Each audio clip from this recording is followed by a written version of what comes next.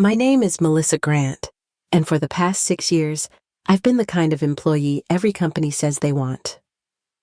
I showed up early, stayed late, picked up the slack when others dropped the ball, and never once asked for special treatment. So, when I was called into that meeting on Thursday morning, I truly believed it was finally my turn. The promotion to regional director had been hinted at for months. I'd led the highest performing team 3 quarters in a row, streamlined operations in 2 branches, and even saved the company from a lawsuit by catching a contractual loophole no one else had noticed. Everyone knew I was next in line. I walked into the conference room with my shoulders back and my heart racing. Mr. Dawson, my boss, was sitting at the head of the table with that neutral, unreadable expression he always wore when delivering bad news. I told myself not to overthink it, that maybe he was just tired. He motioned for me to sit and waited an awkward beat before speaking. "We've decided to go in a different direction." Those were the exact words, cold-clipped, practiced. He said the company wanted a fresh perspective, someone less embedded in the old way of doing things, someone less embedded. That one stung more than I expected. Then he said the name, Jake. Jake. The guy who joined our team 8 months ago still couldn't find the shared drive without asking someone twice. The guy who once asked if our largest client was the one we dropped 2 years ago? That Jake. I felt the words settle into my chest like a slow-growing bruise. I didn't cry. I didn't blink. I didn't even flinch. I just smiled politely and said I understood. Dawson seemed pleased, like he'd expected me to fall apart or beg for an explanation. "Some people don't handle disappointment with such grace," he said. I nodded and said I'd had a lot of practice. I think that part made him uncomfortable, which gave me a small, bitter flicker of satisfaction. I thanked him for his time and walked out of the room, each step feeling heavier than the last. I passed Jake in the hallway. He gave me this sheepish little half smile, like he knew he hadn't earned it, but was too proud to say so. I didn't stop. I didn't speak. I just walked. Back at my desk, I sat down and stared at my screen. All I could think about was how long I'd waited for this. 6 years of patience, 6 years of loyalty, 6 years of making Dawson look good at my own expense. And now, someone more suitable was getting the reward. He didn't know what I knew. He didn't know what I'd done. But he was about to find out. Not through rage or revenge or some dramatic outburst. No, I was going to let the truth handle everything. And it would. It always does. It started with a file folder. 6 years ago, Dawson had asked me to organize his office while he was on vacation. He said it was mostly junk client invoices, old policy manuals, nothing urgent, but he needed the clutter gone before the audit team came through. I didn't think twice about helping him. Back then, I still believed loyalty would lead somewhere. I found the letter near the bottom of a mismatched stack of receipts. At first, I thought it was just another billing issue. Then I noticed the words "Final Notice" printed across the top in red ink. It was from Meadow Ridge Assisted Living, a well-known facility a few neighborhoods over. The letter said Dawson's mother Evelyn was 3 months behind on her account and would be moved to a state-run home if payment wasn't received within the week. I stared at the number 11,400 overdue. The rest of the letter was clinical, just facts and warnings. But even through the formality, I could sense panic. A transfer like that wasn't just about logistics. It meant losing her friends, her familiar nurses, her comfort. I shouldn't have read it, but once I did, I couldn't pretend I hadn't. That night, I called Meadow Ridge, pretending to be a researcher for a nonprofit. I asked if they had any donor support programs. They did. Wealthy families sometimes gave anonymously to help cover costs for other residents. It wasn't common, but it existed. I asked if it could be set up without the family knowing who contributed. The woman on the phone said yes. She even sounded relieved. I think she knew exactly which resident I was asking about. I used my personal savings to make the first 3 payments. $3,800 a month, no questions asked. I listed myself as an anonymous donor and gave them an emergency contact me, but under a different extension. Dawson never mentioned it when he got back. I assumed he thought the facility had worked something out, and maybe he needed to believe that. So I let him. At first, I told myself I'd do it for a few months, just enough time for him to get his finances together. But then I saw what he did with that assumption. He started telling people about the sacrifice he was making to care for his mother, how hard it was, how proud he felt to give back to the woman who raised him. At the company holiday party that year, he teared up during his toast. He said Evelyn was his hero, and it was the least he could do to give her a safe, dignified life. People applauded, some even hugged him, and I stood in the back sipping cheap champagne, wondering what kind of person builds their reputation on a lie they don't even know they're telling. Every month, like clockwork, I made the payments. I cut back on other things. I moved to a smaller apartment. I stopped eating out.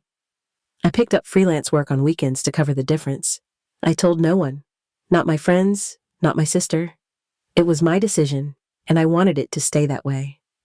I watched Dawson climb the corporate ladder while I stayed in place. He used phrases like long-term strategy and leadership under pressure. He gave interviews to industry blogs about emotional intelligence. Every now and then, he'd pull me aside to thank me for being such a reliable part of the team. That was his word, reliable, like I was a desk lamp or a backup server. Meanwhile, Evelyn became a minor celebrity at Meadow Ridge. Staff told me she was always bragging about her son. She said he worked long hours just to keep her comfortable, that he was a provider in every sense of the word, that Gregory never forgot his roots. I didn't resent her. She didn't know. And honestly, I didn't resent him, not at first. I kept telling myself I was doing it for her, that she deserved dignity even if he didn't. But that logic wears thin after a while, especially when you watch the person you're secretly helping deny you opportunities you've earned. I remember the moment it shifted. Dawson passed me over for a leadership project, one I had basically designed from scratch. He gave it to someone newer, said they brought a fresh perspective. Then he pulled me aside and told me not to be discouraged.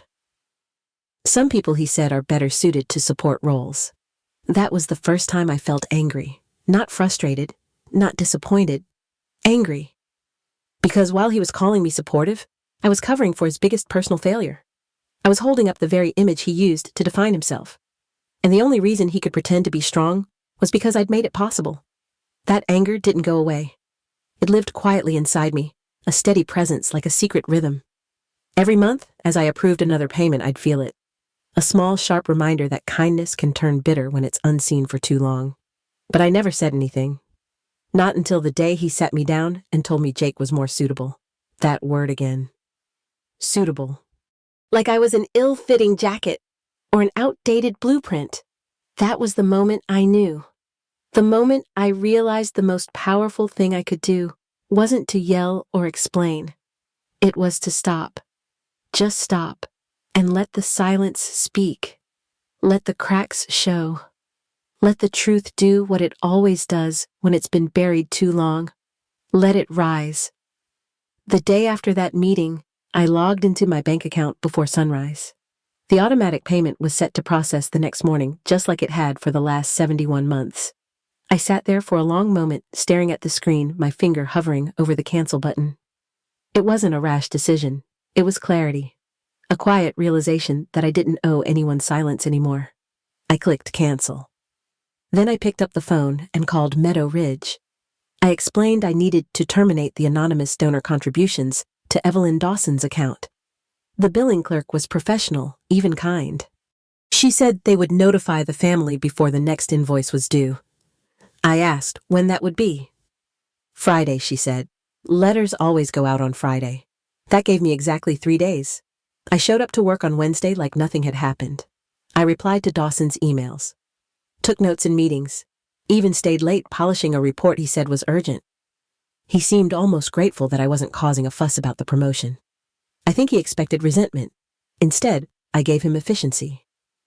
Thursday, he sent a department-wide email praising Jake's transition and thanking the team for their support. He included a paragraph about the importance of maturity during times of change. I read it twice, smiled once, then closed the window. Friday arrived quiet and gray. I came in early and cleaned out my desk drawers, not to leave, just to feel in control. Around 11, Dawson's office phone rang. Then it rang again. And again. By noon, he was pacing, voice raised just enough to turn heads. He left before 3 face-pale lips tight. No eye contact, no goodbyes. Monday morning, he looked different. His shirt was wrinkled, his eyes red, his hair flat. He didn't speak during our morning meeting, just nodded and scribbled something in a notebook. I watched him from across the room and knew the letter had arrived. Tuesday, I was going over quarterly figures when he appeared beside me. Not at my desk, but directly beside my chair. Close enough that I could hear his breathing. He said my name softly like it hurt. I turned toward him with practiced calm. He asked if I knew anything about an anonymous donor. Someone had been paying for his mother's care, and the payments had stopped suddenly. He was panicked. His voice cracked halfway through the sentence. I tilted my head and told him I didn't understand the question. He said the facility wouldn't give him a name. They only confirmed that the funding had ended and Evelyn would be moved if the balance wasn't paid. I told him that it must be difficult, especially given how often he'd spoken about the financial burden he was carrying. I kept my tone light, almost curious. His face lost all color. He asked me not to tell anyone. Said if people knew he wasn't the one paying, it would ruin everything. His reputation, his image, his mother's trust. I nodded slowly and asked why it mattered. Surely help, even anonymous help, was still help. He looked at me desperate now. Evelyn thought he was a hero, that she believed in him. She told the entire staff how proud she was to have a son who put her first. I stayed quiet for a beat before responding. Then I said the words I'd waited years to say. Maybe someone more suitable should handle her finances now.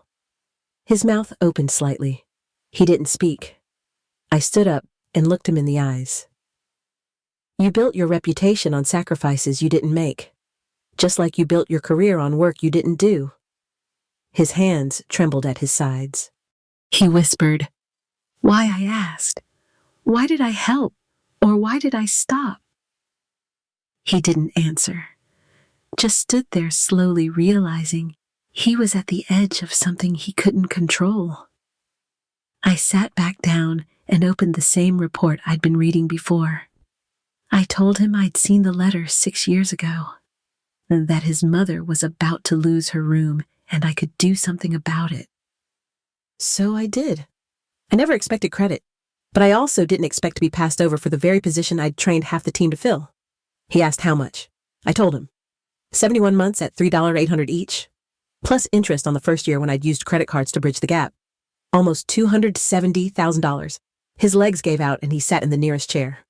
Your mother's transfer is scheduled for Friday, I said without looking up. You still have time? He said Evelyn would never forgive him. I shrugged. Maybe. Or maybe she'd finally see the difference between the story he told and the life he lived. He stood slowly and walked away.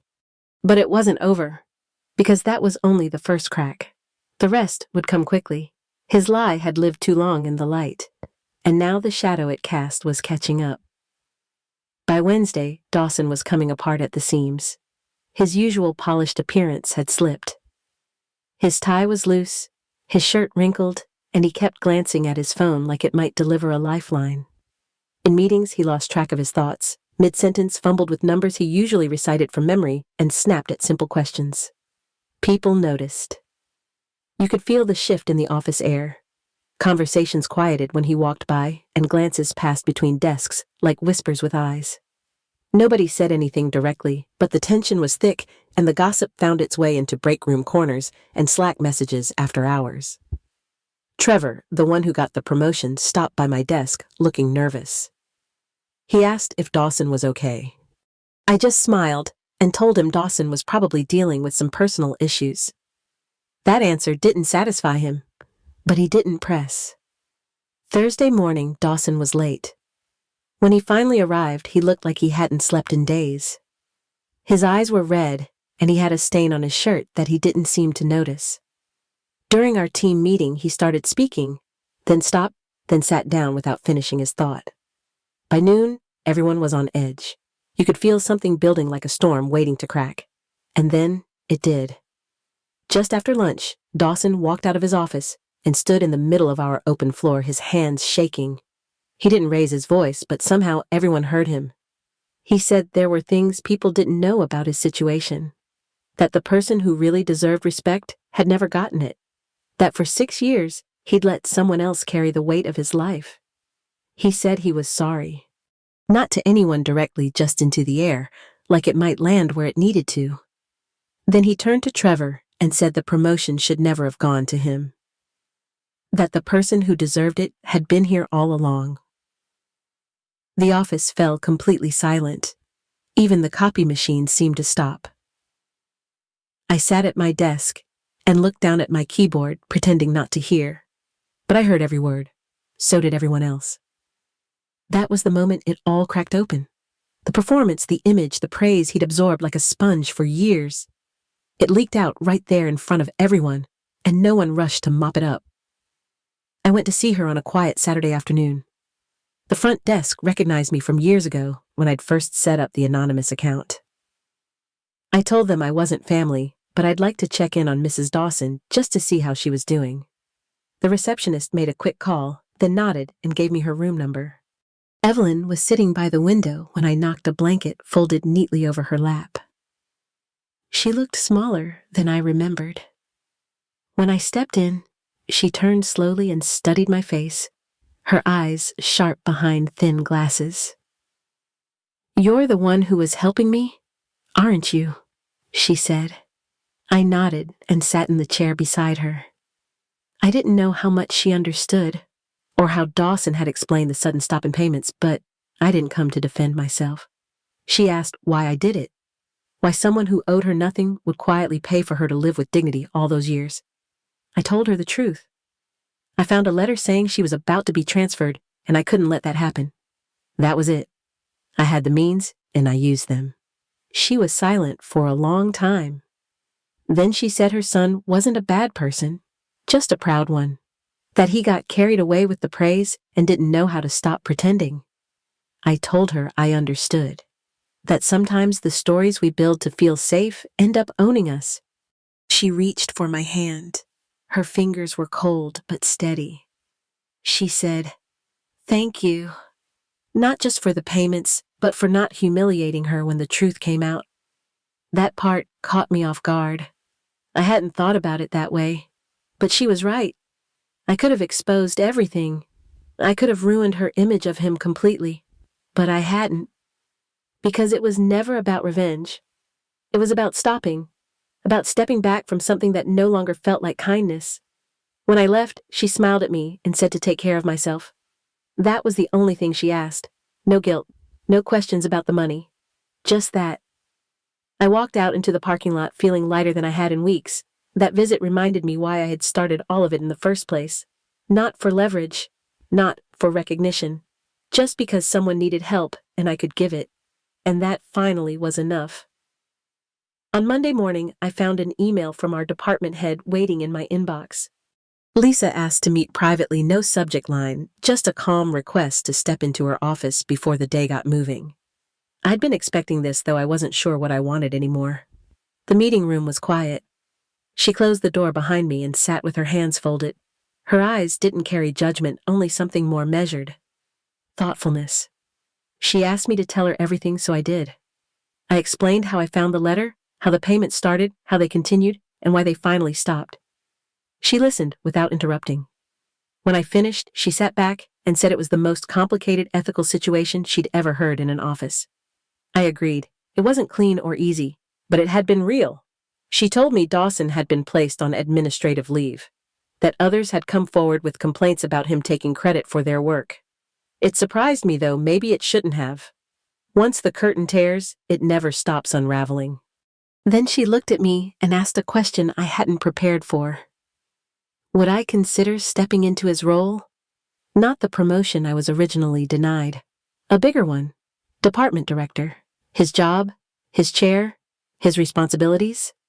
6 months ago, I would have jumped at the chance. But after everything that happened, I wasn't so sure. I told her I needed time to think. She said that was fair. Whatever I chose, the respect was already mine. I spent that evening thinking about what mattered now. The need to prove myself had burned out weeks ago. I didn't want to lead for revenge. I didn't need a title to validate what I knew I had given. But I also realized that walking away from a mess someone else made wouldn't heal me. I needed to step forward on my own terms. The next morning, I told Lisa yes. I would take the role, not for retribution, not for redemption, just because I was ready and because I knew I could do it well. Trevor kept the senior director position. He adjusted quickly. The chaos forced him to grow up. He became a better listener, more humble, and more collaborative. We worked together well. It didn't feel like competition anymore. It felt like clarity. As for Dawson, he never returned. Word spread that he'd taken a lower-profile job in another city. Something quieter, less demanding. Someone mentioned that he and his mother were in counseling. I hoped it was true. I didn't want him ruined. I just wanted him real. In the weeks that followed, the department slowly returned to balance. People relaxed again. Laughter crept back into meetings. There was a sense of breath being held and then finally released. I kept thinking about the word revenge. What does it mean? What does it cost? I never set out to ruin anyone. But I had chosen to stop carrying something that didn't belong to me. And that choice had done the work on its own. Sometimes, the most powerful kind of revenge isn't loud, or cruel, or dramatic. It's quiet. It's choosing not to fight someone's illusion anymore, letting their lies collapse under the weight of truth they never expected to surface. I didn't win by exposing him. I won by stepping away. I stopped feeding the narrative, and the story rewrote itself. I didn't shout. I didn't burn bridges. I just let go. That's the part no one tells you, that the hardest revenge is also the simplest, not proving someone wrong, not getting the last word, just reclaiming the part of yourself you gave away and deciding to carry it forward without shame. In the end, I wasn't angry anymore. I was clear. And clarity, I've learned, is the most powerful promotion of all.